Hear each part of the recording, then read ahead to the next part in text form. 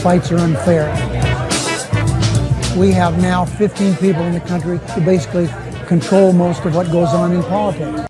All right, ladies and gentlemen, if you could stand this stench of hypocrisy, welcome to Give Me Five. That was Harry Reid. He sat down with John Harwood, and John Harwood asked him a whole bunch of questions. And but for Harry Reid to say that politics is unfair, basically 15 people control, he was the gatekeeper of control in the Senate for years.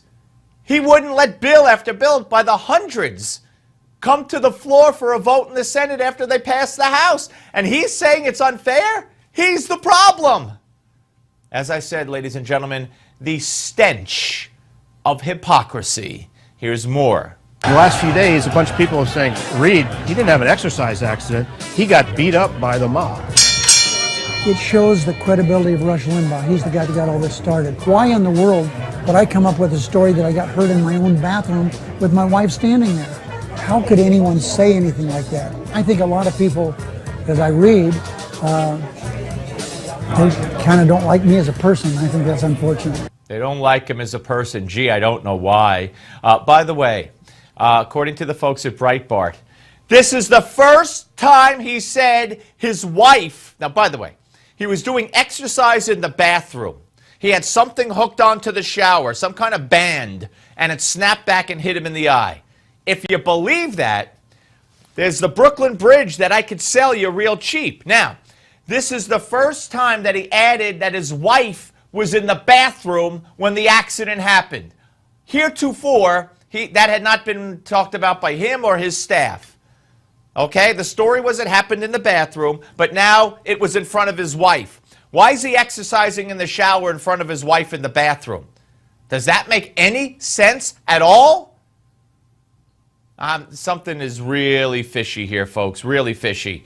You want more Harry Reid? If you could stand the stench of hypocrisy, watch. Mitch McConnell just sent out letters to states saying don't follow through on Obama's climate plan. I don't criticize McConnell for doing that. He comes from a coal state. I don't mean to be mean-spirited, but he is a lump of coal. He believes that coal is the salvation of the world. I don't believe that. Mitch McConnell put out a statement after you announced that you were retiring. It did not include the word friend in it. What does that tell you? I guess he should have had me help write the press release. I don't know. Okay. Gee, I don't know why people don't like him personally. Mitch McConnell is a lump of coal.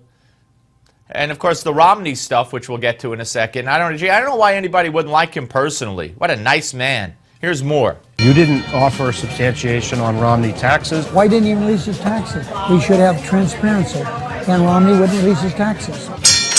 You once called Alan Greenspan a political hack. Oh, yeah, I remember that. I compared him to J. Edgar Hoover. He became whatever the president wanted him to be.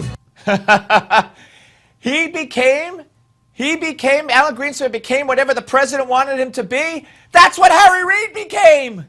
That's what Harry Reid was under Obama as majority leader of the Senate. You talk about calling the kettle black. More. Are you entirely comfortable with Hillary Clinton as the Democratic nominee in 2016? I like Hillary very much. I talked to her husband yesterday. Clinton, I love the way he ends his conversation with me, and they're so sincere. How does he end his conversation with you? Harry, I love you.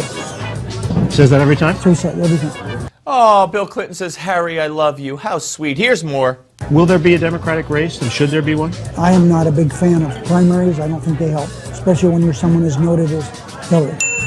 I love Joe Biden. I could never say a bad word about him. He's a wonderful human being.